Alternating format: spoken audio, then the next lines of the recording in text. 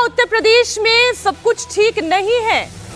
UP में all is well है या नहीं? इसे लेकर अटकलों का बाजार गर्म है, क्योंकि लखनऊ से लेकर दिल्ली तक मीटिंग्स का सिलसिला जारी है। करीब 1 घंटे के बाद लखनऊ में सीएम आवास पर योगी आदित्यनाथ ने मंत्रियों की बैठक बुलाई है। बताया जा रहा है कि इस बैठक में उपचुनाव की रणनीति को लेकर चर्चा की जाएगी। तो यहीं इससे पहले कल दिल्ली में डेप्यूटी सीएम केशव प्रसाद मौर्य और बीजेपी के प्रदेश अध्यक्ष भूपेंद्र चौधरी ने राष्ट्रीय अध्यक्ष जेपी नड्डा से मुलाकात की। ये दोनों मुलाकातें अलग अलग हुई हैं। नड्डा ने पहले केशव प्रसाद मौर्य से 1-to-1 मुलाकात की और फिर उसके बाद भूपेंद्र चौधरी ने जेपी नड्डा से मुलाकात की। इन मुलाकातों पर लखनऊ से लेकर दिल्ली तक नजर थी। हर कोई ये जानना चाह रहा था कि आखिर इन 48 घंटों में ऐसा क्या मंथन किया गया है। केशव प्रसाद मौर्य से मुलाकात होना, वो केशव प्रसाद मौर्य जो अभी 2 दिन पहले ही मीटिंग में कह चुके हैं कि सरकार से बड़ा संगठन होता है, उनसे अलग से मुलाकात होना और फिर भूपेंद्र चौधरी से अलग मुलाकात होना। अब देखिए, बीजेपी के अगर अगर प्रदेश के अध्यक्ष की बात करें तो ये जिम्मेदारी तो भूपेंद्र चौधरी के ही हिस्से है। अब ये जो 3 मुलाकातें हुई हैं, राष्ट्रीय अध्यक्ष जेपी नड्डा से मिलने के लिए ये दिल्ली पहुंचे, 1 दिन पहले ही लखनऊ में नेताओं की मुलाकात हुई थी। इधर उत्तर प्रदेश के मुख्यमंत्री योगी आदित्यनाथ की बैठक हुई। सीएम आवास पर एक बैठक बुलाई गई है, मंत्रियों के साथ ये बैठक हुई है। जेपी नड्डा से मिलने के लिए केशव प्रसाद मौर्य भी पहुंचे। रात 8 बजे मुलाकात हुई और करीब 1 घंटे तक बातचीत हुई है। इसके अलावा भूपेंद्र चौधरी ने भी जेपी नड्डा से मुलाकात की। रात 9:30 बजे ये मुलाकात हुई और करीब 1.25 घंटे तक बातचीत होती रही। तो ये मुलाकातों का सिलसिला है। वहीं आज सीएम योगी आदित्यनाथ लखनऊ में मंत्रियों की बैठक बुला रहे हैं। इस बैठक में सीएम आवास पर होने वाली बैठक में 10 सीटों पर होने वाले उपचुनाव को लेकर रणनीति पर चर्चा की जाएगी। लेकिन सबकी नजर इस बैठक में एक ही शख्स पर रहेगी, वो है केशव प्रसाद मौर्य। अब ये हम क्यों कह रहे हैं, इसके पीछे कारण भी है। सवाल ये उठ रहा है कि मंत्रियों की आज की होने वाली इस बैठक में डिप्टी सीएम केशव प्रसाद मौर्य शामिल होंगे या नहीं, क्योंकि पिछली बार जब लोकसभा चुनाव की हार को लेकर सीएम योगी ने मंत्रियों की समीक्षा बैठक बुलाई थी, उसमें डिप्टी सीएम केशव प्रसाद मौर्य मौजूद नहीं थे, वो शामिल नहीं हुए थे। और इसके बाद उन्होंने 2 दिन पहले ही लखनऊ में बीजेपी कार्य समिति की बैठक में सीएम योगी आदित्यनाथ और जेपी नड्डा के सामने ये कहा था कि सरकार से बड़ा संगठन होता है। क्या इशारों में वो ये बताना चाह रहे हैं कि संगठन सर्वोपरि है, उसे तवज्जो दें। सरकार में बैठे हुए योगी आदित्यनाथ, जिनके हाथ में पूरी कमांड है, क्या उन पर वो एक निशाना साधने की कोशिश कर रहे थे? ये लगातार चर्चा हुई। कल रात केशव प्रसाद मौर्य और बीजेपी के प्रदेश अध्यक्ष भूपेंद्र चौधरी ने नड्डा से मुलाकात की थी। ये दोनों मुलाकातें अलग अलग हुई थी। जेपी नड्डा ने 1-to-1 मीटिंग की। मीटिंग के बाद जो बातें निकलकर सामने आई हैं, उसमें सबसे बड़ी बात यह है कि यूपी में सीएम बदलने को लेकर कोई चर्चा नहीं हुई है। इसलिए वो जो अटकलों का बाजार गर्म था, या ये चर्चा की जाती थी कि देखिए सब एक एक करके बोलने लग गए हैं। केशव प्रसाद मौर्य बोल रहे हैं, देखिए उधर सहयोगी दल संजय निषाद हैं, संजय निषाद भी इस तरीके की बातें कर रहे हैं। तो ये चर्चा होने लगी थी कि क्या सीएम बदलने को लेकर कोई बातचीत हो रही है। तो आपको बता दें, यूपी में सीएम नहीं बदल रहे हैं, योगी आदित्यनाथ कहीं नहीं जा रहे हैं, वही उत्तर प्रदेश की कमान को संभालते रहेंगे, जो सबसे बड़ी बात है। अब केशव प्रसाद मौर्य को संगठन में भेजने पर बात हुई है। सवाल ये भी, 10 सीटों पर उपचुनाव को लेकर चर्चा हुई है। ये बात तो 100% सही है, क्योंकि 10 सीटों पर उपचुनाव, जिनमें से वो 5 सीटें जहां पर समाजवादी पार्टी बड़ी मजबूत है, उसे तो हासिल करना होगा बीजेपी को, अगर मोरल अपलिफ्ट करना है तो। कल की मीटिंग में बीजेपी हाईकमान ने केशव प्रसाद मौर्य और भूपेंद्र चौधरी को क्लियर कट मैसेज भी दिया। यूपी के नेताओं को पहला मैसेज तो यह दिया गया है कि बेवजह की बयानबाजी नहीं होगी, बेवजह के बयान देने से बचना होगा। सरकार संगठन में तालमेल को लेकर गलत संदेश, मैसेज नहीं जाना चाहिए। सभी को मिलकर उपचुनाव पर फोकस करना होगा, और उपचुनाव पर अगर फोकस नहीं किया गया और यहां पर अगर कोई चूक हो गई, तो फिर 27 के विधानसभा चुनाव को लेकर भी माहौल बदलने लगेगा और फिर तेजी से बदलेगा। हमारे सहयोगी पॉलिटिकल एडिटर देवेंद्र पराशर और रुचि कुमार लखनऊ से इस वक्त लाइव जुड़े हुए हैं। आइए सीधा उन्हीं का रुख कर लेते हैं। एक के बाद एक कई सारी मीटिंग हो रही है। रुचि, लोग सवाल पूछने लग गए थे कि क्या सीएम योगी जा सकते हैं, क्या उन्हें भी बदला जा सकता है। सबसे पहले तो इसी रूमर का आप खंडन कर दें, सच क्या है बताएं। देखिए, एक तो जो मुख्यमंत्री योगी आदित्यनाथ के इस 5 कालिदास मार्ग पे आज मीटिंग बुलाई गई है, वो उन मंत्रियों की मीटिंग है, उन 16 मंत्रियों को, कि जिनको प्रभारी बनाया गया था, क्योंकि यूपी में 10 सीट्स पर बाई इलेक्शन होने हैं। हालांकि अभी तारीखों का ऐलान नहीं हुआ है, लेकिन बीजेपी पिछले 20 दिनों से इसकी तैयारियों में जुटी है। यूपी के 16 मंत्रियों को इन 10 सीट्स का अलग अलग इंचार्ज बनाया गया था, किसी सीट पे 1 मंत्री और किसी पर 2 मंत्रियों को। तो ये मंत्री अपने अपने क्षेत्र में गए थे और बाई इलेक्शन किस तरह से बीजेपी को लड़ना चाहिए, जो नुकसान लोकसभा चुनाव में हुआ वो उपचुनाव में ना हो, इसके लिए क्या करना चाहिए, कैसे टिकट देना चाहिए, वहाँ क्या माहौल है, कौन सूटेबल कैंडिडेट होगा, जाति समीकरण क्या है। तो ये सारे मंत्री फील्ड पे गए थे उन सीट्स पर और अपनी रिपोर्ट मुख्यमंत्री योगी आदित्यनाथ को देंगे। अब जहाँ तक बात केशव प्रसाद मौर्य यूपी के प्रदेश अध्यक्ष भूपेंद्र चौधरी की दिल्ली में जेपी नड्डा से मीटिंग की है, तो ये कहा जा रहा है कि पार्टी एक तो ये नहीं चाहती कि हार के बाद ऐसा लगे कि बीजेपी में बहुत ज़्यादा हताशा है, उठापटक मची हुई है, तो इस तरह की चीज़ बीजेपी नहीं चाहती। ठीक है, किसी भी तरीके का रॉन्ग मैसेज उपचुनाव से पहले नहीं जाना चाहिए, ये तो फोकस पार्टी का है ही।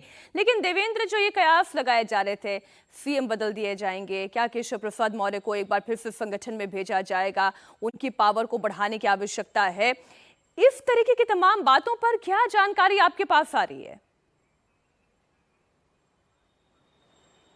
और मुख्यमंत्री बदलने को लेके जिस शब्द का आप इस्तेमाल कर रहे हैं कयास, उससे थोड़ा सा और आगे बढ़े तो उसे बकवास भी कहा जा सकता है कि वो उस लेवल तक मामला था, इस लिहाज से कि बीजेपी में बड़े स्तर पर किसी टेबल पर कभी भी ये चर्चा की शुरुआत भी नहीं हुई है कि क्या इस काम को किया जाना है, क्या वो इस एजेंडे में है, इस पे मंथन तक नहीं हुआ है। बस होता ये है कि क्योंकि या तो अपोजिशन कैंप या जो एंटी बीजेपी जो लोग माहौल बनाते हैं वो इस तरह की हवाएं देते रहते हैं, खासतौर पर सोशल मीडिया के मार्फत, और वहाँ से ये बातें फिर फैलनी शुरू होती है, फिर तरह तरह की चीज़ें कही जाती है। हकीकत से उसका दूर दूर तक कोई लेना देना नहीं। इसमें कोई दो राय नहीं कि लोकसभा चुनाव में बीजेपी को उत्तर प्रदेश में हार का सामना करना पड़ा। इसमें कोई दो राय नहीं कि पार्टी के भीतर ज़बरदस्त असंतोष बहुत सारे फैक्टर्स को लेके है और कई सारी चीज़ें कही जा रही हैं। कार्यकर्ताओं में निराशा थी, कैंडिडेट सिलेक्शन को लेके प्रशासन के साथ सामंजस्य नहीं होना, प्रशासन की उदासीनता को लेकर बहुत सारी चीज़ें कही जाती है। लेकिन वो मामला इस लेवल पे नहीं आया है कि क्या नेतृत्व बदलना है, घर को दुरुस्त करना है, लेकिन घर को बदल नहीं देना। ये समझ आ रही है बीजेपी के नेताओं से, बड़े नेताओं से जब आप बातचीत करें तो हमें यह भी बताया गया है कि वो बदलाव इस रूप में होगा ताकि किसी को पता भी ना चले। बदलाव का मतलब ये कि जो समस्याएं आई हैं, जैसे कार्यकर्ताओं में अगर निराशा है तो वो निराशा कैसे दूर की जाए, इसको लेकर एक बदलाव किया जाएगा। संगठन में अगर कोई कहीं समस्या आ रही है तो उसको लेकर क्या कुछ बदलाव किया जाना है। लेकिन सरकार के स्तर पर बदलाव की कोई भी बात दूर दूर तक नहीं थी, और वो सिवाय महज कोरी कल्पना के और बीजेपी के पॉलिटिकल रियलिटी से उसका कोई लेना देना नहीं है। मुख्यमंत्री योगी आदित्यनाथ हैं और ये आगे भी बने रहेंगे, ऐसा बीजेपी के टॉप सोर्सेज से लगातार हमें ये इंडिकेशन मिलता रहा है। अब रह गई बात ये कि पहला एजेंडा क्या है। पहला एजेंडा, क्योंकि 10 सीटों पर उपचुनाव होने हैं, हालांकि अभी तारीखों का ऐलान नहीं हुआ है, लेकिन उन सीटों को देखें तो एक तरह से 2027 के विधानसभा चुनाव के सेमीफाइनल के तौर पर उसे प्रोजेक्ट किया जाएगा। इनमें से 5 सीटें सपा की हैं, वो मजबूत सीटें ऐसे भी हैं सपा के लिहाज से। जातीय समीकरण की अगर बात कर लें या जिस प्रकार से मुस्लिम वोट बैंक वहाँ पे हैं, बीजेपी के हिस्से की बात करें तो एनडीए खेमे के पास ये 5 सीटें हैं। जिन 10 सीटों पर उपचुनाव होना है उसमें से 5 एनडीए के पास, 5 सपा के पास। एनडीए के पास जो 5 सीटें हैं उसमें से 3 की अगर बात करें तो अलीगढ़ की, जैसे खैरा की बात कर लें, गाजियाबाद की बात कर लें या प्रयागराज के फूलपुर की बात कर लें, यहाँ तो बीजेपी कंफर्टेबल सिचुएशन में रहेगी। लेकिन मुजफ्फरनगर के मीरापुर सीट की बात कर लें, क्योंकि वहाँ भी लोकसभा चुनाव बीजेपी हारी है, या फिर मिर्जापुर के विधानसभा सीट की एक बात कर लें तो वहाँ भी निषाद पार्टी के वहाँ विधायक हैं, वो उस समीकरण को साधना आसान काम नहीं होगा। तो बीजेपी के सामने सबसे बड़ी चुनौती है कि इन 10 सीटों पर कैसे 7 से 8 सीटें वो जीते, ताकि कार्यकर्ताओं या माहौल के लेके जो निराशा है उस निराशा को एक पॉजिटिव एनर्जी दिया जा सके। मीनाक्षी जी, देवेंद्र और रुचि दोनों हमारे साथ बने हुए हैं। यूपी बीजेपी ने उपचुनाव के लिए अपनी पूरी ताकत लगाई है। 10 सीटों पर 16 बड़े मंत्रियों की ड्यूटी लगाई गई है। योगी आदित्यनाथ ने उपचुनाव में लगे मंत्रियों को ही आज मीटिंग के लिए बुलाया है और 5 कालिदास मार्ग पर, जहां हमारे सहयोगी रुचि भी मौजूद है, वहीं पर सीएम आवास पर यह मीटिंग अब से थोड़ी देर में शुरू हो जाएगी। आपको जानकारी दे दें, कैबिनेट मंत्री जयवीर सिंह को करहल की जिम्मेदारी दी गई है। मिल्कीपुर का जिम्मा सूर्य प्रताप शाही को दिया गया है। मयंकेश्वर शरण को कचहरी का जिम्मा दिया गया है। स्वतंत्र देव सिंह को, आशीष पटेल को सीसामऊ का जिम्मा दिया गया। सुरेश खन्ना और संजय निषाद को फूलपुर में, दयाशंकर और राकेश साचान की ड्यूटी मझवा सीट पर लगाई गई है। अनिल राजभर की ड्यूटी गाजियाबाद सदर की है। सुनील शर्मा को मीरापुर, अनिल कुमार, फुमेंद्र तोमर, इनकी ड्यूटी खेर में लगाई गई। अब देखिए बहुत सारे नेताओं को जो है काम पर लगा दिया गया है और इसके पीछे मकसद यही कि अब मिल्कीपुर सीट की बात कर ले रुचि। ये एक ऐसी सीट जहां पर कोई कोर कसर समाजवादी पार्टी भी नहीं छोड़ना चाह रही होगी, क्योंकि एक बहुत बड़ा मैसेज वो पहले ही फैसलाबाद से दे चुकी है। मिल्कीपुर तो कतई गंवाना नहीं चाहेगी। जी बिल्कुल, देखिए जो मिल्कीपुर हो या जो सीट 5 समाजवादी पार्टी ने जीती थी पिछले विधानसभा चुनाव में, तो जाहिर है कि कोई भी सीट समाजवादी पार्टी नहीं गंवाना चाहेगी। लेकिन बीजेपी की पूरी कोशिश ये है कि जो बीजेपी ने इन 10 सीटों में 3 सीट जीती थी, एक सहयोगी दल निषाद पार्टी ने और एक सहयोगी दल अपना दल ने जीती थी। अब बीजेपी के लोगों से अगर आप बात करेंगे तो वो अपने किसी सहयोगी दल को इस बार टिकट देने के मूड में नहीं है। उनका कहना है कि वो सभी 5 सीट्स पर उपचुनाव खुद लड़ेंगे, क्योंकि जो इलेक्शन के नतीजे आए हैं उसमें जो सहयोगी दल है उनका कोई वोट परसेंटेज या उनका कंट्रीब्यूशन ऐसा नहीं लग रहा कि उनको ये सीट दी जाए। बीजेपी को लग रहा है कि वो खुद ज़्यादा मजबूती से ये सीट लड़ सकती है। तो दोनों खेमे जो हैं, चाहे वो समाजवादी पार्टी हो और चाहे बीजेपी हो, कोशिश उनकी यही है कि ज़्यादा से ज़्यादा सीट जीते समाजवादी पार्टी या इंडिया गठबंधन की आप बात करें तो अभी अखिलेश यादव कांग्रेस में बातचीत चल रही है कि ये बाई इलेक्शन किस फॉर्मूले पे लड़ा जाएगा। तो उनका कहना है कि अगर वो सीट ये जीत जाते हैं, 5 से ज़्यादा उनकी सीट्स आ जाती है, तो कार्यकर्ताओं में और ज़्यादा उत्साह आएगा और एक मैसेज जाएगा कि लोग, और वो तो तभी हो सकता है ना जब रुचि पार्टी में कोई गुटबाजी ना हो। देवेंद्र, एक जो बात हाल के दिनों में बड़ी मुखरता से सामने आई है कि जो बयान है वो ये ऐसे दिखा रहे हैं कि जैसे किसी तरीके की गुटबाजी बीजेपी यूपी में होने लगी है, और इस गुटबाजी का नतीजा ये निकल रहा है कि मुख्यमंत्री योगी आदित्यनाथ की छवि को लेकर, उनकी पोजीशनिंग को लेकर, उनकी पावर को लेकर भी क्वेश्चन होने लगे हैं।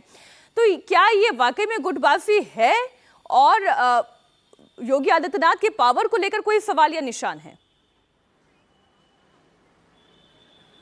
गुटबाजी तो है, इसमें कोई दोहरा नहीं है। गुटबाजी होती है राजनीति में। होता ये है कि जब आप सफल होते हैं तो फिर उस गुटबाजी पे सवाल कोई नहीं खड़ा हुआ करता है। जैसे ही असफलता होती है फिर सवाल खड़े होने होते हैं। ये सभी दलों पे होता है, बीजेपी पे भी वैसे ही लागू है। जैसे पिछले दिनों जो अलग अलग बैठकें हुई थी, मुख्यमंत्री योगी आदित्यनाथ ने विधायकों और सांसद जो थे उनके साथ जो बैठक की थी, समीक्षा बैठक, उन बैठकों में जो एक दूसरे पर आरोप प्रत्यारोप लगाने की जो इंटेंसिटी थी वो बहुत ज़्यादा थी। कई बार तो ऐसी स्थिति आई कि तू मैं वाली स्थिति थी। जैसे सोर्सेज का ये कहना था कि कल्याण सिंह के बेटे, जिन्हें राजू भैया के नाम से जाना जाता है, राजवीर सिंह, उनकी एक विधायक जो डेविड हैं, उनके साथ वहाँ के रिजल्ट को लेकर बहुत ज़्यादा तीखी बहस हो गई थी और ऐसे कई उदाहरण दिए गए थे।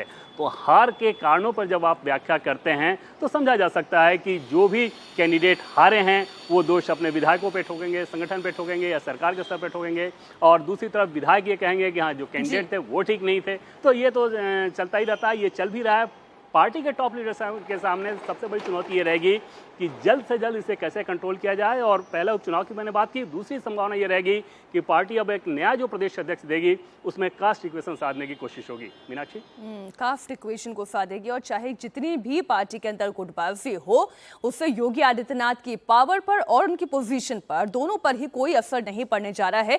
इस चर्चा से एक बात तो साफ हो जाती है। बहुत शुक्रिया रुचि और देवेंद्र, आपका आप नजर बनाए रखिएगा, आगे भी इस खबर पर हम आपसे अपडेट लेते रहेंगे। दरअसल उत्तर प्रदेश में विधानसभा की 10 सीटों पर उपचुनाव होने हैं, जिनमें से 5 सीटें वो हैं जिस पर विधानसभा में समाजवादी पार्टी की जीत हुई थी, जबकि 3 सीटें ऐसी हैं, खैर गाजियाबाद और फूलपुर, जहां पर बीजेपी की जीत हुई थी, और 2 सीटें वो हैं जो बीजेपी के सहयोगी दल निषाद पार्टी और आरएलडी ने जीती, मीरापुर और मझवा सीट। अब आप ये देखिए, समाजवादी पार्टी ने करहल की सीट जीती थी, मिल्कीपुर, कटेरी, कुंदरकी और सीसामऊ। इन सीटों पर समाजवादी पार्टी का कब्जा रहा और इन सीटों को वो अपने पास रिटेन करने के साथ साथ बाकी बची 5 सीटों में भी डेंट पहुंचाना चाहेगी। अब करहल सीट की बात कर ले। अखिलेश यादव ने क्योंकि ये सीट छोड़ी, यादव और शाक्य वोट का गढ़ यहाँ पर है, इसलिए यहाँ पर बीजेपी कोई चमत्कार दिखा पाए थोड़ा मुश्किल नजर आता है। मिल्कीपुर की बात कर लें जो कि फैसलाबाद लोकसभा क्षेत्र में आता है। अवधेश पासी ने चूंकि ये सीट छोड़ी, 80,000 यादव वोटर्स यहाँ पर डिसाइडिंग फैक्टर में दिखाई देते हैं, इसलिए मिल्कीपुर थोड़ा मुश्किल। कचहरी की बात कर लें क्योंकि ऐसी सुरक्षित सीट है, 68,000 से ज्यादा दलित वोट हैं। अब यहाँ पर कैंडिडेट सिलेक्शन पर बहुत कुछ निर्भर करेगा कि कैसे बीजेपी इस सीट को झटक सकती है। कुंदरकी की बात कर लें, ये कि मुस्लिम बहुल सीट है, ज़ियाउर रहमान बर्क ने ये सीट छोड़ी। अब इस सीट पर कैसा कैंडिडेट उतारा जाता है, ये बात तो तय है कि मुस्लिम बहुल सीट भले ही हो, समाजवादी पार्टी मुस्लिम कैंडिडेट दे सकती है, लेकिन बीजेपी ऐसा करे इसमें संशय ही है। सीसामाऊ की बात कर ले, एक और ऐसी सीट जहां से इरफान सोलंकी की अयोग्यता की वजह से ये सीट खाली हुई, मुस्लिम बहुल सीट मीरापुर। जाट और गुर्जर बहुल सीट है, चंदन चौहान ने ये सीट छोड़ी, इसलिए ये सीट खाली हुई। मझवा, जहां पर दलित वोटर का सपोर्ट चाहिए, विनोद कुमार बिंद ने ये सीट छोड़ी है। एक बार फिर से ये सीट निषाद पार्टी क्या झटक सकती है, सवाल यही। खैर, जहां पर जाट और जाटव बहुलता में है, अनूप प्रधान वाल्मीकि ने यह सीट छोड़ी और इसलिए इस सीट पर भी उपचुनाव है। अब जरा उपचुनाव जीते तो क्या जीत जाएंगे योगी, ये इसलिए है क्योंकि इंपैक्ट की बात होती है। चुनाव से पहले का माहौल, चुनाव के नतीजों के बाद का माहौल बहुत फर्क दिखाई दे रहा है। अगर उपचुनाव में योगी आदित्यनाथ सभी 10 की 10 सीटें जीत जाते हैं, जो कि फिलहाल तो नामुमकिन सा दिखाई दे रहा है, तो ये योगी आदित्यनाथ के लिए सबसे अच्छा रहेगा, पार्टी में उनका जलवा कायम रहेगा। अगर योगी आदित्यनाथ 8 या 9 सीट भी जीतते हैं तो ऐसी परिस्थिति में भी स्ट्राइक रेट 80 से 90% का होगा, जो कि बेहतरीन कहा जा सकता है। योगी आदित्यनाथ पर कोई सवाल नहीं उठेगा। लेकिन जब ये स्ट्राइक रेट उससे गिर जाएगा, यानी 8-2 से कम सीट आएगी, कहने का मतलब अगर 8 सीट से कम बीजेपी लेकर आती है तो ऐसी परिस्थिति में योगी आदित्यनाथ पर एक बार फिर से सवाल उठ सकते हैं। और केवल बात योगी आदित्यनाथ पर नहीं है, बल्कि बीजेपी संगठन को लेकर भी है। इस सवाल को लेकर है कि यूपी की जमीन धीरे धीरे क्या बीजेपी के हाथों से खिसक रही है, सवाल बार बार ये उठेंगे। अब खेड़ी की बात कर लें, ओबीसी और दलित वोट नहीं मिले थे, इसी वजह से ये सीट खिसक गई। अब बीजेपी को दलित वोट, देखिए इस बार पूरी जाति गणित का अगर आप देखेंगे, जिसे अखिलेश यादव ने साध लिया, पिछड़ा, दलित, अल्पसंख्यक, आदिवासी, ये वोट मिलने की वजह से अखिलेश यादव या इंडिया ब्लॉक अगर आप पूरा कहें तो वो सक्सेसफुल रहा। प्रतापगढ़ की बात करें, कुर्मी, दलित और ठाकुर तीनों बीजेपी से दूर हुए हैं, इन्हें पास लाना होगा, समय कम बचा है, तारीखों का ऐलान तो नहीं हुआ है। जालौन की अभी बात कर लें तो जालौन भी ऐसी सीट जहां पर दलित वोटर्स का दबदबा है। फतेहपुर, ठाकुर वोटर्स तक ने खेल बिगाड़ दिया। अब आप ये सोचिए, जो वोट बैंक बीजेपी का कोर वोट बैंक था वो भी अगर माहौल बिगाड़ दे। अयोध्या की बात कर लें, अयोध्या की मिल्कीपुर सीट ऐसी जहां पर अभी उपचुनाव होने हैं। दलित और कुर्मी की बात करें, अंबेडकर नगर सीट पर जो कि डिसाइडिंग फैक्टर में है। घोसी जो कि राजभर की पार्टी के जिम्मे थी, लेकिन अनिल राजभर यहां से चुनाव हार गए। हालांकि अब उन्हें एक बार फिर से जिम्मेदारी दी गई है, कैसे अब वो इस जिम्मेदारी को पूरा करते हैं, आज मीटिंग के बाद जो बातें निकलकर सामने आएगी उससे बहुत कुछ स्पष्ट होगा। दलित वोटर बीजेपी से दूर हो गया है क्या? अब ये सवाल तो लगातार उठ रहे हैं। ये सवाल उस वक्त भी उठे जब लखनऊ में इतनी बड़ी मीटिंग हुई। जाटव और दलित कॉम्बिनेशन की अगर हम बात करें तो 24% और 25% का ये कॉम्बिनेशन एक तरीके से ये बराबर की तरह रहा। लेकिन गैर जाटव दलित की जब बात आती है तो अब आप रेशियो देखिए, समाजवादी पार्टी और राहुल गांधी यानी कि इंडिया ब्लॉक के पास ये 56% यानी आधे से ज्यादा प्रतिशत का ये वोट बैंक रहा। वहीं बीजेपी की और उनके सहयोगियों के साथ, हालांकि क्योंकि संजय निषाद भी थे, राजभर भी थे, अनुप्रिया पटेल भी थे, जयंत चौधरी भी उनके साथ थे, लेकिन इसके बावजूद जब जाति के गणित को साधने की बात आई तो इंडिया ब्लॉक इसमें थोड़ा आगे निकल गया। अब बीजेपी का वोट बैंक कहां टूटा, कितना टूटा, इसे समझने के लिए आपको 2 बार के नतीजों को देखना होगा, यानी कि साल 2019 का भी और साल 2024 का भी। अब आप ये देखिए, कुर्मी कोयरी जाति की अगर बात करें जो वोट प्रतिशत साल 2019 के लोकसभा चुनाव में बीजेपी के साथ 80% दिखाई दिया था, वही 2024 आते आते गिरा है। 20 से 21% की गिरावट यहां पर दिखाई दे रही है। अब कहने को आप कह सकते हैं कि अभी भी तो आधे से ज्यादा बीजेपी के साथ रहा है, लेकिन 80 और 60 का फर्क तो आप देख ही पा रहे हैं। अब अन्य ओबीसी की बात करें, जो वोट बैंक 2019 में बीजेपी के साथ 72% रहा, वही 2024 आते आते 59% का हो गया। यादव वोट बैंक, ये तो तय ही है कि ये तो बीजेपी का वोटर कहा ही नहीं जाता है, लेकिन फिर भी 23%, यानी इस वोट बैंक में भी साल 2019 के चुनाव में बीजेपी ने अच्छी सेंधमारी की, लेकिन 2024 के चुनाव में ये घटकर मात्र 15% रह गया। कुर्मी कोयरी समाज के 34% वोट बीजेपी से छिटके हैं और समाजवादी पार्टी कांग्रेस की तरफ चले गए हैं। इसी तरह अन्य ओबीसी जातियों की भी स्थिति आप देख लें, 34% वोट बीजेपी को नहीं मिला। कुर्मी कोयरी की अभी जहां हमने बात की, अन्य ओबीसी यादव की हमने बात की, वो यादव वोट बैंक जो 82% सीधा इंडिया ब्लॉक के पास चला गया, बीजेपी के पास मात्र 15%। मुस्लिम वोटर वैसे भी वो वोट बैंक कहा जाता है जो बीजेपी को हराएगा, उसके पास ये वोट बैंक जाएगा। इंडिया ब्लॉक के पास 92% वोट इनका दिखाई दे रहा है। रही बात गैर जाटव और जाटव की, ये तकरीबन आसपास ही दिखाई देता है। ये CSDS का सोर्स है जहां से ये पूरा डेटा आपके लिए हम लेकर आए हैं।